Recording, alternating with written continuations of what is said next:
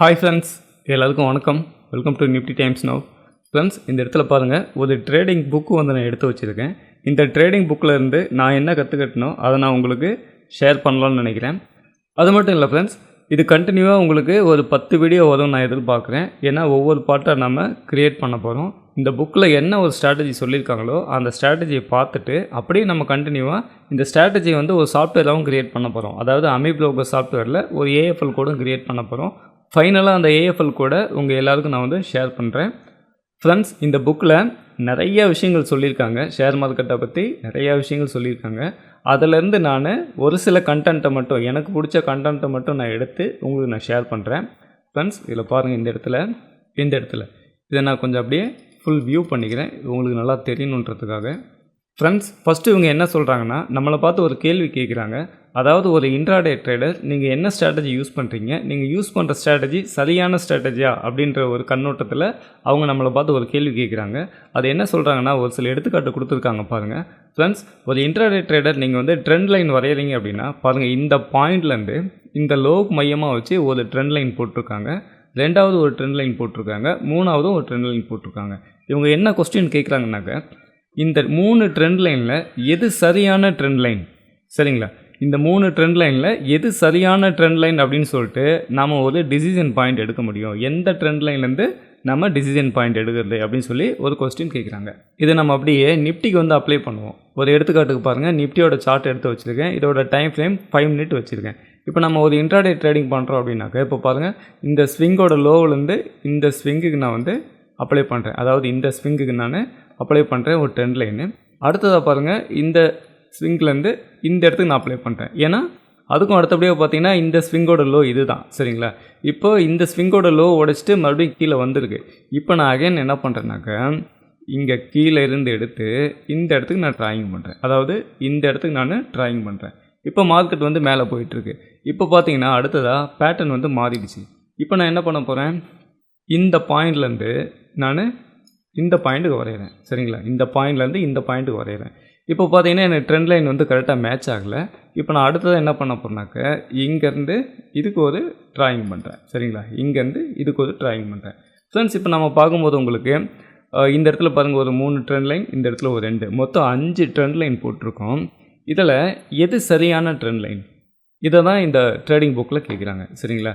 ஒரு intraday trader trend line break out ஆகுது அப்படின்னாக்க நம்ம தொடர்ந்து அடுத்தடுத்த ட்ராயிங் பண்ணிக்கிட்டே போவோம். ஏன்னா ட்ரேடிங் நடக்க உங்களுக்கு அந்த ஸ்விங்கு வந்து வேறு இடத்துல ஃபார்ம் ஆகிட்டே இருக்கும். ஒவ்வொரு ஸ்விங்கோட லோவை வந்து நம்ம டச் பண்ணி ட்ரெண்ட் லைன் வந்து வரைஞ்சிக்கிட்டே இருக்கும். இதில் எது சரியான ஸ்ட்ராட்டஜி, இதில் எது சரியான ட்ரெண்ட் லைனு, எந்த ட்ரெண்ட் லைனை பிரேக் ஆகும்போது நம்ம டிசிஷன் பாயிண்ட் எடுக்கிறது, அதாவது நம்ம இன்ட்ராடே ட்ரேடிங் பண்ணுறதுக்கான எந்த ட்ரெண்ட் லைனை டச் ஆகும்போது நம்ம எடுக்கிறது, இதுதான் வந்து ஒரு பெரிய கொஸ்டினாக நம்மக்கிட்ட வைக்கிறாங்க. ஓகே, அடுத்ததாக என்ன சொல்கிறாங்கனாக்கா, இந்த இடத்துல பாருங்கள், 3 விதமான மூவிங் ஆவரேஜ் வந்து போட்டிருக்காங்க. இந்த இடத்துல உங்களுக்கு பார்த்தாலே தெரியும், 3 மூவிங் ஆவரேஜ் வந்து அப்ளை பண்ணியிருக்காங்க. இதில் எது சரியான மூவிங் ஆவரேஜ், அவங்க கேட்குறது இதுதான், எது சரியான மூவிங் ஆவரேஜ். இந்த மூவிங் ஆவரேஜில் எந்த மூவிங் ஆவரேஜ் கிராஸ் ஓவர் ஆகும்போது பை அண்டு செல் நாம் டிசிஷன் பாயிண்ட்டாக எடுக்கிறது. இப்போ ஒரு எடுத்துக்காட்டுக்கு நான் இங்கே கூட போயிட்டு என்ன பண்ணுறேன்னாக்க, இந்த பழசு எல்லாத்தையும் ரிமூவ் பண்ணிவிட்டு 2 மூவிங் ஆவரேஜ் நான் வந்து எடுத்து வைக்கிறேன். ஃப்ரெண்ட்ஸ், நான் வந்துட்டு மூவிங் ஆவரேஜ், சிம்பிள் மூவிங் ஆவரேஜை நான் வந்து கிளிக் பண்ணி எடுத்து வைக்கிறேன். ஓகே, 2க்கு மேற்பட்ட இண்டிகேட்டர் ஆட் பண்ணும்போது அது நமக்கு பை பண்ண சொல்லுது. அதனால் க்ளோஸ் பண்ணிவிட்டு நான் என்ன பண்ணுறேன், இந்த 2 மூவிங் ஆவரேஜ் மட்டும் வச்சுக்கிறேன். இதிலேருந்து ஒரு மூவிங் ஆவரேஜ் நான் என்ன பண்ணுறேன்னா டைம் ஃப்ரேம் மாற்றிக்கிறேன். 20 மாற்றிக்கிட்டு ஒரு என்டர் கொடுத்து ஓகே கொடுத்துக்கிறேன். ஃப்ரெண்ட்ஸ், இப்போ பாருங்க, நான் வந்து ஜூம் பண்ணுறேன். இப்போ இந்த ட்ரேடிங் புக்கில் என்ன கொஸ்டின் கேட்டிருந்தாங்களோ அதே கன்ஃபியூஷன் தான் நமக்கு இங்கேயும் வருது. இந்த இடத்துல நிஃப்டியில் பாருங்கள், உங்களுக்கு மார்க்கெட்டு இந்த இடத்துலேருந்து புல் பேக் ஆகிருக்கு. ஆனால் நமக்கு கிராஸ் ஓவர் வந்து இந்த இடத்துல கொடுக்குது, மூவிங் ஆவரேஜ் கிராஸ் ஓவர் இந்த இடத்துல கொடுக்குது. அதேமாரி மார்க்கெட்டு இங்கேருந்து உங்களுக்கு ரிவர்சல் ஆகுது. ஆனால் இதோட கிராஸ் ஓவர் வந்து இந்த இடத்துல நமக்கு கிடைக்குது. அதேமாரி பாருங்கள், மார்க்கெட்டு இங்கேருந்து புல் பேக் எடுக்குது. இதோட கிராஸ் ஓவர் வந்து நமக்கு இந்த இடத்துல கிடைக்குது, சரிங்களா? தொடர்ந்து நமக்கு கண்டினியூவாக இங்கேருந்து போயிட்டுருக்கு. அதேமாரி பாருங்கள், உங்களுக்கு மார்க்கெட் வந்து கேப் அப்பில் ஓப்பன் ஆகிட்டு இங்கேருந்து இறங்குது. ஆனால் நமக்கு கிராஸ் ஓவர் பாருங்கள், இங்கே தான் கிராஸ் ஓவர் கிடைக்குது. அதேமாரி பாருங்கள், பையிங் கீழே இருந்து போகுது. அதேமாரி இந்த இடத்துல பாருங்கள், கிராஸ் ஓவர் வந்து இந்த இடத்துல தான் கிடைக்குது. அதனால் ஒரு இன்ட்ராடே ட்ரேடர் ஒரு மூவிங் ஆவரேஜை பயன்படுத்தி அதை பை அண்ட் செல் நாம் எடுக்கணும் அப்படின்னா, அதாவது டிசிஷன் பாயிண்ட் ஒரு இடத்துல எடுக்கணும் அப்படின்னாக்க எந்த மூவிங் ஆவரேஜ் சரியான மூவிங் ஆவரேஜ்னு சொல்லிட்டு நம்ம டிசிஷன் பாயிண்ட் எடுக்கிறதுன்னு சொல்லிட்டு இந்த புக்கில் ஒரு கொஸ்டின் கேட்குறாங்க. அதுக்கும் அடுத்தது பார்த்திங்கன்னா ஒரு ரீட்ரேஸ்மெண்ட் நம்ம பண்ணுறோன்னு வச்சுக்கோங்களேன். ஒரு ரீட்ரேஸ்மெண்ட் நம்ம வரைஞ்சி ட்ரேடிங் பண்ணுறோன்னு வச்சுக்கோங்களேன் இன்ட்ராடே ட்ரேடில். அப்போ அவங்க என்ன கேட்குறாங்கனாக்கா எந்த ஸ்விங்கு சரியான ஸ்விங்குன்னு நீங்கள் செலக்ட் பண்ணுவீங்க அப்படின்னு சொல்லிட்டு இந்த புக்கில் அவங்க கேட்குறாங்க. ஒரு எடுத்துக்காட்டுக்கு பாருங்கள், இந்த ஸ்விங்கோட ஐ வந்து இந்த A to B இது வரைக்கும் ஸ்விங்கை நம்ம செலக்ட் பண்ணணுமா, அல்லது இந்த B to C இது வரைக்கும் உள்ள இந்த ஸ்விங்கை நம்ம வந்து செலக்ட் பண்ணணுமா அப்படின்னு சொல்லிட்டு கேட்குறாங்க. இப்போ ஒரு எடுத்துக்காட்டுக்கு பாருங்களேன். இப்போ நான் என்ன பண்ணுறேன்னாக்கா இது எல்லாத்தையும் டெலீட் பண்ணிவிட்டு ஃபிபனாச்சி டெசிமல் நான் வந்து எடுத்து வச்சுட்டு இப்போ பாருங்கள் இந்த ஸ்விங்கோட லோவிலேருந்து இப்போ இந்த ஸ்விங்குக்கு நான் வந்து ட்ராயிங் பண்ணியிருக்கேன். இப்போ அடுத்து என்ன நடந்திருக்கு உங்களுக்கு, இந்த ஸ்விங்கோட லோ உடச்சிருச்சு. இப்போ நான் என்ன பண்ண போகிறேன், இந்த ஸ்விங்குக்கு நான் மாற்றிக்கிட்டேன். இப்போ அடுத்து என்ன பண்ணியிருக்கேன், இந்த ஸ்விங்கு தான் வச்சுருக்கேன். ஆனால் இங்கே பாருங்கள் நமக்கு பிரேக் ஆகிட்டு மேலே போயிருக்கு. இப்போது இந்த உச்சிக்கு போயிடுச்சு. இப்போ நான் என்ன பண்ணுறேன், ஸ்விங்கை கொண்டு போய் இங்கே வைக்கிறேன். இப்படி இந்த ஸ்விங் ட்ரேடிங்கில் எதுவுமே பார்த்திங்கன்னா நிலையான ஸ்விங் கிடையாது. ஏன்னா மார்க்கெட்டு நடக்க உங்களுக்கு ஸ்விங்கோட பேட்டர்ன் ஐலோ வந்து நமக்கு மாறிக்கிட்டே போகும். இதை தான் வந்து ஒரு கொஸ்டினாக கேட்குறாங்க. இந்த ட்ரேடிங் புக்கில் பொறுத்த வரைக்கும் இதை தான் ஒரு கொஸ்டினாக கேட்குறாங்க. அப்போது இவங்க என்ன சொல்ல வராங்கனாக்க இது எல்லாமே ஷேர் மார்க்கெட்டில் மாறக்கூடிய ஒரு இண்டிகேட்டர். இதை வச்சு நம்ம இதுதான் சரியான என்ட்ரி அப்படின்னு சொல்லி ஒரு இடத்த நம்ம டெசிஷன் பாயிண்ட்டாக எடுக்க முடியாதுன்றதை இவங்க சொல்ல வராங்க.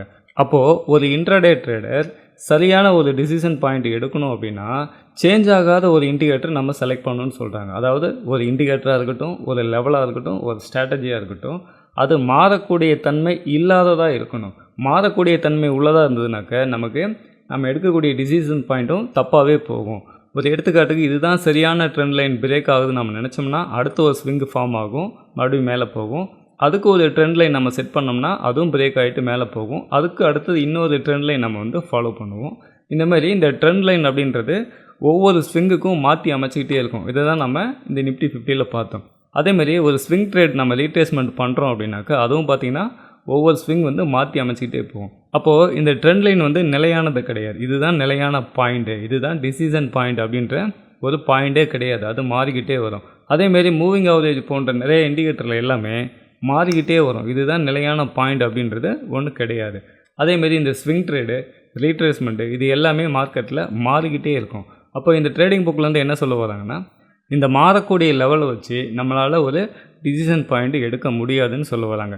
அப்போது மாறக்கூடிய தன்மையை வச்சு டிசிஷன் பாயிண்ட் எடுக்க முடியாதுனாக்க மாறாத நிலையாக இருக்கக்கூடிய பாயிண்ட் எது, மாறாமல் நிலையாக இருக்கக்கூடிய ஸ்ட்ராட்டஜி எது, மாறாமல் நிலையாக இருக்கக்கூடிய லெவல் எது அப்படின்ற ஒரு கொஸ்டினை நம்மக்கிட்ட கேட்குறாங்க. ஃப்ரெண்ட்ஸ், இந்த வீடியோவில் மாறக்கூடிய தன்மை உள்ள ஸ்ட்ராட்டஜிலாம் என்ன, இதை வச்சு நம்மளால் இன்ட்ராடே ட்ரேடிங்கில் சரியான ஒரு டிசிஷன் பாயிண்ட் எடுக்க முடியாதுன்னு சொல்ல வராங்க.